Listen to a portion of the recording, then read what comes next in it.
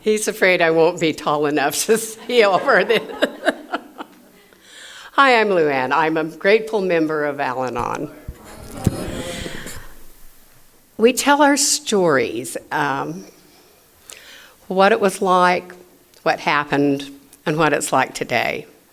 So I started out in a little farming community west of Payson. And I was the first child, and for a year and a half, my life was absolutely perfect. Everything I said, everything I did was just wonderful. And then my first resentment happened. My baby sister was born. She was colicky, she was fussy, and she took a lot of the attention that I thought should have been my own.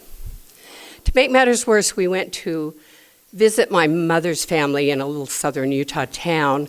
This town was kind of quirky. It had some odd things. One of the things was it put a utility pole right in the middle of the road. You went on either side of it on this little dirt road. My mother was going into the sun and hit that utility pole. It wasn't a hard thing. It didn't hurt the car, but my little sister sitting on my aunt's lap went into the dashboard and sustained a pretty serious brain injury. And after that, things started to go away. All of the energy, all of the money, all of the time that was extra went into my sister's care. Families get just really out of balance for a lot of reasons. Alcoholism is only one of them. Chronic illness can also do it. And my mother went on having children, and with each child I was further out of the center where I thought I belonged. And that's been one of my character defects. I always thought I belonged in the center. I went to school. I did well academically. Socially, I struggled because we were bus students, and wherever there was a low area, in enrollments, they would put the bus students there. So I would start a grade, and then they would move us. So you'd start, and you'd get a few friends, and then they'd move you to a new school. And they did that about every other year. So I never, ever fit in with any clique. I would get into a school, the cliques were already formed. You always were on the outside looking in. And that was always a problem for me. I wanted so badly to belong. But I also wanted to be the center of attention. I graduated well. I got a scholarship. It was a good thing because my father was poor and we really needed the money. So I was able to go to school for 4 years on that scholarship, as long as I went to a state school and went out in education. So, of course, my career was set. I went 2 years to a junior college. Fine, I did well. I went 2 years to a college further away from home. My family was pretty conservative. There were all kinds of should-nots. So when I got far enough away from home, I roomed with some girls they had different should-nots than I did. And I started experimenting with all of those things that I was told I wasn't supposed to do. Some of them worked. I really enjoyed some of them. Some of them didn't. And some of them I wish I hadn't tried because it took me years to break the habits. But it started me on a journey where I was always outside. I wasn't like everybody else. And, I knew that. I came home. I was going to take a break here. My dad didn't think so. He had friends. One of the friends was the supervisor of elementary education at the district office, and so guess what? I got a job. I got a job 9 days after school started.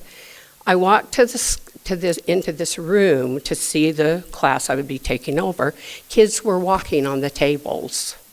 That was what I took over for my very first year of teaching. My principal and I did not see eye to eye at all. He liked his women cutesy, sweetsy.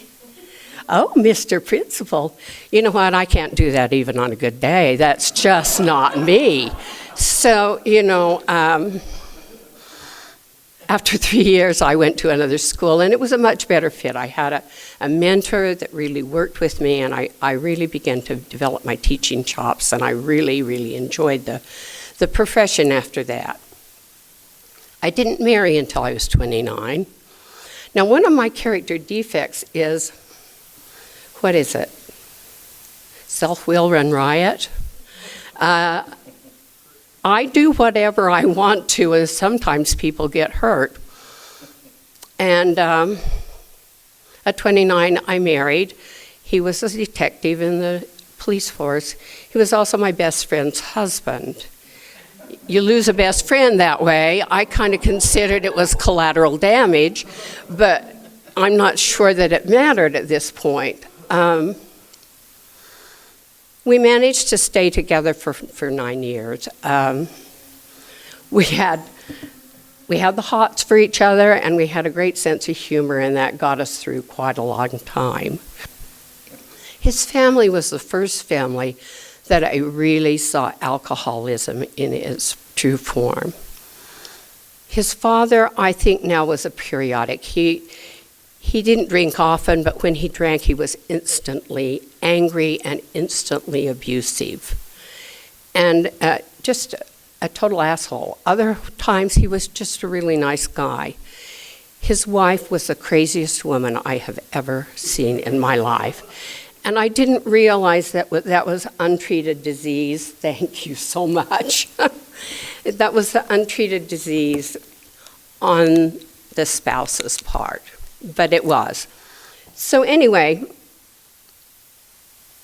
he turned 40 and went into some serious depression, and there became another woman involved, kind of in a trailer court over in the far end of the county. 3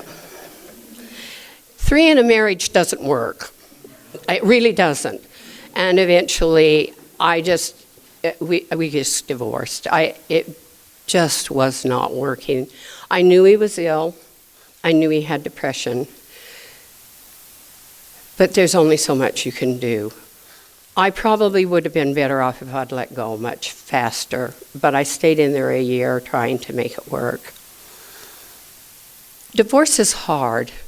Even if you haven't got a lot going for you, it's hard to kill the dreams. And dreams die hard. And it was hard. I went back to my little church. I needed a group of people that were, simpatico. And so the minister's wife was getting a choir together. I sing. So she got me involved in the choir. They say you don't meet your alcoholic singing in the church choir. It's a lie. It's a lie. You take something home from every meeting. I took the choir director. He was like, yeah. Anyway, eventually, not right away.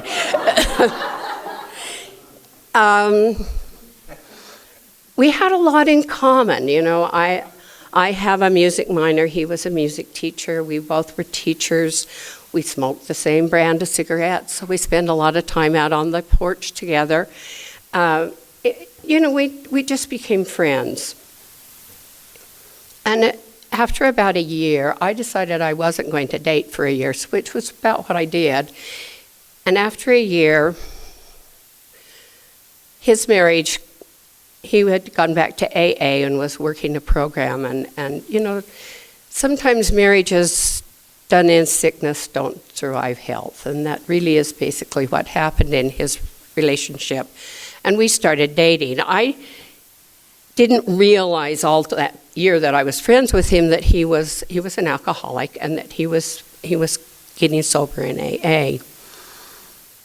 I joined Al-Anon, not because I thought I needed it. After all, I was fine, but I joined because he was going to lots and lots of meetings, and I wanted to be part of what he was doing.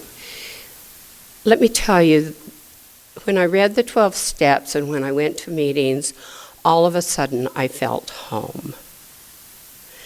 I don't know, I'm not from an alcoholic family.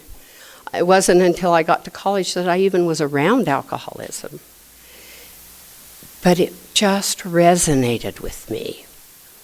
And so I got a sponsor, because, I do the deal. I'm a perfectionist. If I need to do it, I'm going to do it right. So I got a sponsor.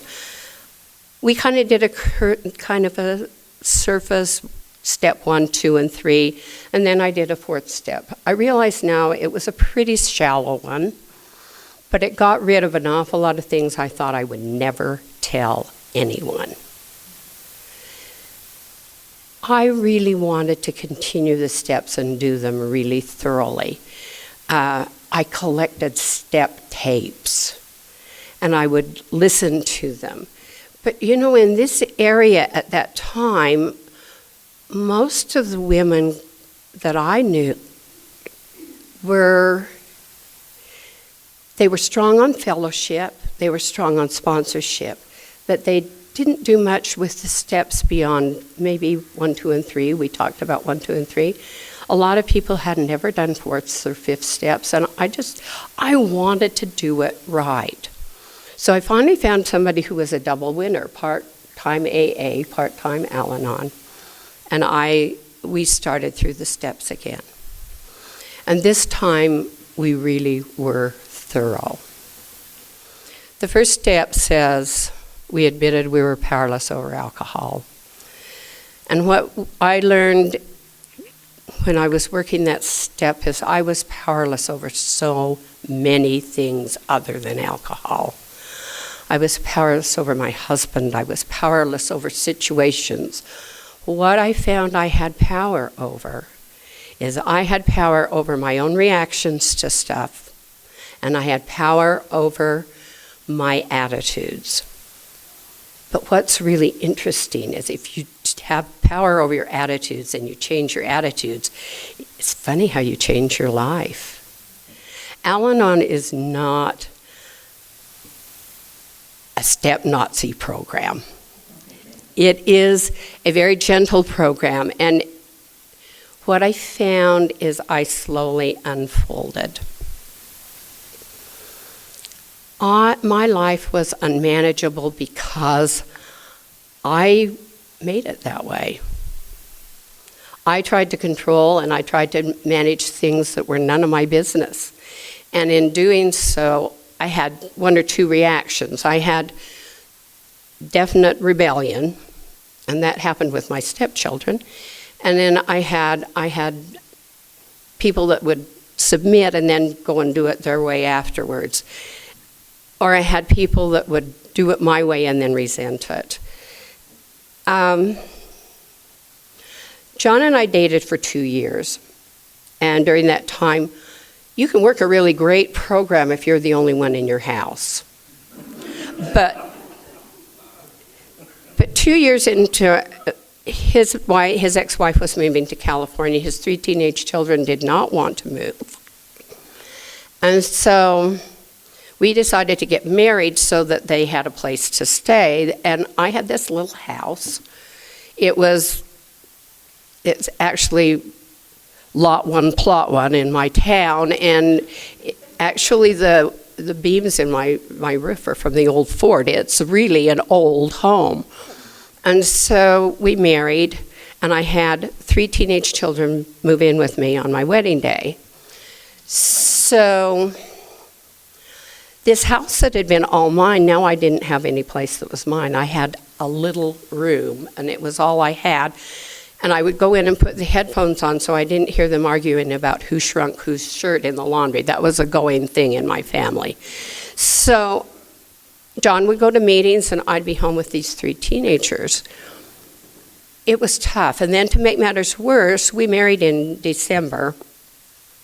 In February, I got an ice dam on the roof. Well, my home is adobe. Adobe turns to like oatmeal when it gets water in it. So we woke up one morning in February, the back wall had floated out into the backyard. And John stayed home from work and put up support so the roof stayed up. We put visqueen over it, and we kind of survived the rest of the winter. And then that summer, we were totally into construction. John decided, well, we're already torn up, so why don't we do the living room and dining room as well? So I'm fighting with insurances. The teenagers are going crazy. We have construction going on. The daughter's rebelling. She thinks if she's nice to me, it's being unfaithful to her mother. It was just awful. I really started working a program. Al-Anon meetings became little islands of sanity in a totally insane world. And so I really listened to the old-timers, and they gave me tips. One would say, when I get really crazy, I do gratitude walks. So I started doing gratitude walks. And I would walk, and I would go through all the things I was gratitude for, A, all the things, B, and I'd get as far as I could, and then I'd come back. It helped. You know, those children survived. We went into September, and the daughter ran away, and we didn't know where she was. And so when we did find her, we just basically said, we can't do this anymore. You're going to have to go live with your mom. So the night that before she was going to fly out, she and some friends went up Spanish Fork Canyon. I don't know, Lake Fork or Dairy Fork, if you're familiar with it, and had a party. And there was a lot of drugs and a lot of alcohol. Coming back down the canyon, they rolled a car. The girl that was driving was killed. My daughter went through the roof of the car, had a brain injury, and broke her arm. And then she decided, because everybody was paying attention to her, that she wasn't going to go. And I finally just said, yeah, you're going. It took years to mend that relationship, and I'm glad we did. But there was one thing that really came out of that, and that is that my husband and his ex-wife, both having program, made amends and decided that for the family, we would choose to get along so that we could all enjoy the benchmarks of our children. And that's program. Not just my program, but AA as well. So anyway, my life was unmanageable.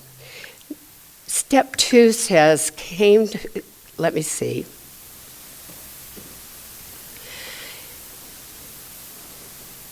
Step 2 was a problem for me because I had a God that was very judgmental. And that God only did good things for you if you did the right stuff. And I had been doing all the wrong stuff for quite a while, and I figured, as far as God was concerned, I just ran under the radar a lot. And finding a God that I could trust became a big thing for me in step 2. And it was a process. And I had to, in the beginning, some of the old-timers said you can fire your God and get a new one. And I thought that was blasphemy. I really did. But as I started going through the steps this second time, I realized that if I was going to do these steps thoroughly, I really had to have a higher power that I trusted. And so I did some real soul searching. And what has happened with me with my higher power is it's become a very personal entity that is part of my life. And when I went into step 3, I found that I figured that I already was in the care of God. So that wasn't a big deal. What I think step 3 for me meant is I was going to start cooperating with that power. And so I thought step 3 for me was to form a relationship. And in step 3, I was going to form a relationship with my higher power. To form any kind of relationship, you have to spend time in that relationship. So I started spending some time with God. And in the evenings when the kids were fussing, I would go in my bedroom, put on the headphones, and meditate. I read somewhere in one of our readers that you can do the 11th step with any of your steps. And so that's what I started doing, is I started doing that. And in that process, I came to believe in something that was more loving, more forgiving, more accepting than I had been taught. I guess I can say my God is female, but everybody's is different. You know, it's what you can trust, what you can work with. I did a thorough step 4, and then did a 5th step with my sponsor. The first time I got rid of a lot of little things that cause shame. And they are part of my story, and I can share them with anybody. And one of the things that it did is it removed the shame and it removed the guilt, and it made it just part of my story, not something that I was hiding. This time when I did my steps, I started to see my patterns. And I had always thought I was really a pretty bad person, but what I found out is I had 3 or 4 character defects that I practiced over and over and over. And it wasn't that some of them were actually condoned by society. You know, my perfectionism was wonderful. I got lots of kudos from it in my job. But I had headaches, I had ulcers, I had all kinds of stress-related issues because I was just over the top. Everything I did had to be just wonderful. My friend used to say to me, "Come on, Luann, nobody died of a dirty oven. They're not going to put it on your tombstone." Because I was just, even my house had to be just so. You know what? I didn't have a clue what easy does it meant. The other thing I found that I wanted so badly to belong all my life that I was a people pleaser. And I did a lot of things that I didn't want to do just because you asked me to do them. I didn't know that no was a complete sentence and that I really could say it and people would actually honor it. So I found a lot of things about myself, not just necessarily just things that weren't working for me, things that just were making my life more miserable. And once you do that, you have to go on to step 5, 6, and 7, and you have to turn those things over to your higher power. My sponsor had me use the 7th step prayer, and when I did that prayer, I had kind of an awakening. That prayer says, "I'm willing that thou shalt have all of me, good and bad." You know, I always thought I had to be good for God, or if I wasn't good for God, God wouldn't do things for me. I was thinking God was getting me, and a lot of times it wasn't God that was getting me, I was getting me. It was the results of some of the things I was doing. I was taking natural consequences. I suddenly realized, if I was a teacher, that was my profession. And I know that the way you learn is by making mistakes.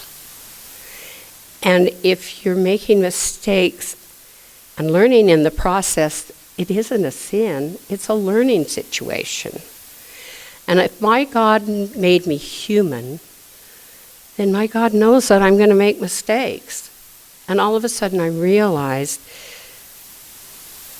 that was not true. I didn't have to be good for God. I just had to be the best me I knew how to be. And, you know, it relieved an awful lot of pressure on me. Step 8 and 9, I made a list. Oh, God, did I ever make a list? I made a list that was so long. I think everybody I'd ever met was on that list. And I am really grateful for sponsors, because sponsors sit you down and say, what is this person? What did you do? What was the situation? I found that I was taking so much responsibility for not meeting other people's expectations. We actually put away about 3/4 of my list and said, you know, the person maybe you need to forgive is yourself. The person maybe you need to make amends to is yourself. And maybe that's where you need to start. Of course, I started doing amends. A lot of them were close family. Of course, that's where you do your most damage. And close friends, few enemies. There's one amend I was not able to do. You know, that little girl in Santaquin, in the trailer court that was the other woman. I did something to her that was really awful. I mean, really awful. And she knew it, you know. And when I called her to see if I could set up a time to make an amends, she wouldn't talk to me. I think she was so afraid of me that she wouldn't. So she passed away from a drug overdose just recently. So it's an amend that I can't make. But what I can do with that one is never treat another human being that way. I ran my rage out on her in a very, very unsafe way. And she had very good reason to be afraid of me. Step 10 is about keeping it clean. And I do a daily inventory. I journal and I look at my day. And it really helps me stay clean with the other people in my life. Once you've done 4 and 5 and you've done 8 and 9, those were the steps I was afraid of so much. Do you know what? They're the steps that were so freeing for me. They not only freed up me from the guilt and shame, but they also freed me in relationships. I cleared up relationship issues with many, many people. There's one person I have not found. She's an old roommate, and I don't even know if she's still alive. But I have to do a living amend when I can't find the people. Step 11, I've worked clear through. One of the things that I talk to my God in the car. I just do. And before cell phones, I really probably looked pretty weird because I would be there just talking away, you know, saying, oh, look at that is just gorgeous, goddess. Anyway, but now everybody just thinks you're talking on your phone, so it's not a big deal, you know.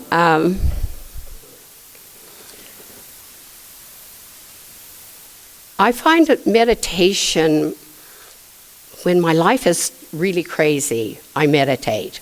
When it's going really smooth, I'm kind of slack off. I don't know. And you know what? It is such a joy when you do it on a regular basis. Step 12 has 3 parts, and it says, having had a spiritual awakening as a result of these steps. My spiritual awakening wasn't any burning bush. It wasn't any, you know, thunderbolt or anything else. What my spiritual awakening was, I come into the program, I didn't think there was anything wrong with me. This program showed me a lot of things that were really wrong with me. But what I've found is I will meet somebody new and they'll start to talk, and I'll realize how far I've come. And I'll realize, so many years ago, I was just like that person, and I was doing the very same things. I was thinking the very same things, and I realize I haven't done that for a long time. And, I know I've grown. Newcomers are so important to me. We carry the message, and I got involved in service really early on. I went to a meeting. They said, "Would you be willing to be the alternate chair?" And that was the last time the chair ever showed up. So I started out being the chair of a meeting, and then I chaired a conference. And then I got involved in district service, and then I got involved in state service, and I even talked at an international in Minnesota. It was St. Paul. Anyway, never mind. It was a long time ago. I've been in the program now 35 years, and people think, after 35 years, you probably should have got it. But you know what? I'm still growing, and life keeps throwing curves at you. And I still need the program just as much today as I did it a long time ago. We're going through a problem right now with my husband. He's very, very ill. And I'm doing an awful lot of caregiving, and that is a whole different ball of wax. And being able to distinguish what somebody is able to do, being able to let go when they need to do it on their own has been really a struggle for me, because I want to get in there and help. That's my disease. All my life, I had two things I wanted. I wanted to be the center of everything. And I also wanted to belong so badly. In Al-Anon, I've come to realize that when you're the center of everything, you're not part of the group. You're off by yourself. I want to belong. What I found through doing my steps and through this program and through staying with people like you, I'm just ordinary. I'm just an ordinary person. And as an ordinary person, I'm just a member of the group. And as a member of the group, I belong. And I've always wanted that. One of my favorite pieces that I meditate with is the prayer of St. Francis. I love it. And it says, "Lord, make me an instrument of thy peace." And I realize that if I have peace inside of me, then I can give peace outside of me. I have a daughter that has no peace, and let me tell you, she doesn't let anybody else around her have any peace either. I don't want to be that person. That person says, that prayer says that I can replace hate with love. I can replace darkness with light. And each of those things is really great to meditate with and look at the places where you still have hatred and see if you can replace them with love. I don't have anybody that I really hate. A couple of institutions, maybe, but not anybody, No, I'm kidding. The second part of the prayer says, I seek not so much to be understood as to understand. So much of my life I have wanted to get all my kudos from outside. I thought, if just people understood me, if just people loved me, if just people would pay attention to me, then I would be okay. It's not how it has worked. What has happened for me is I become okay on myself, inside of myself. Then maybe I become a little lovable, and I don't have problems with that. If you like me, you like me. The thing that I've found is I like me, and that's okay. That's good. Somewhere along the line I read somewhere that you're going to be with yourself the rest of your life, and you may as well treat yourself as a treasured friend.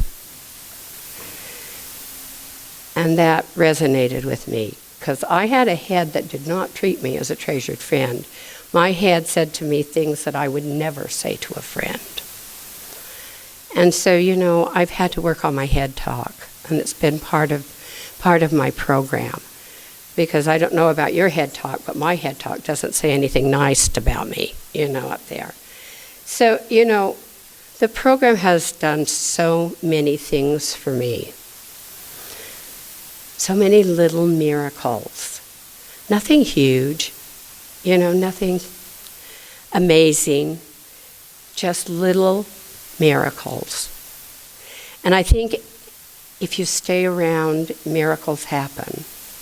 If you start doing the deal, it works. So many days I can have periods of time that my head is quiet, and it's wonderful. There is some serenity to be had. I really found a community of people that I felt I belonged with. Not just in Al-Anon. I did a lot of conferences with AA, and I have so many friends there that, both programs are wonderful. I just want to tell you one other story, and then I'll quit. Early on in my program, we went down to Beaver Campvention, and I don't know how many of you have been to the Campvention before. But you go in and there's all of these big trailers parked, and then there's all of these motorcycle people. And I had no clue. I had no clue, and I thought, oh, shit. There's going to be a murder here tonight, I have never been to a place where people were more kind to each other, more forgiving, more caring than I was at that convention. I mean, you would go out and people let you in. They smiled and talked to you, and they didn't know you from Adam, but they were fine with it. I realized that, so much I had judged on surface values, and this program has taught me it doesn't matter. We all are here for the same reason. We're all working toward health. And I found a community of great friends, not just in this valley, but around the state. We used to travel by going to conventions all over.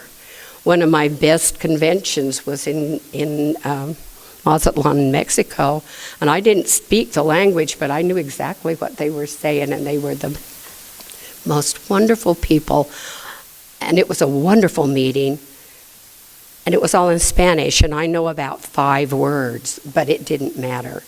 They helped us, they took us home after, it was just, the program works everywhere. It's amazing, no matter where you go.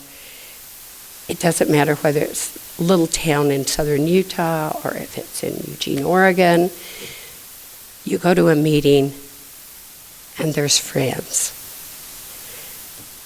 I am so grateful that I came in for all the wrong reasons, but I stayed.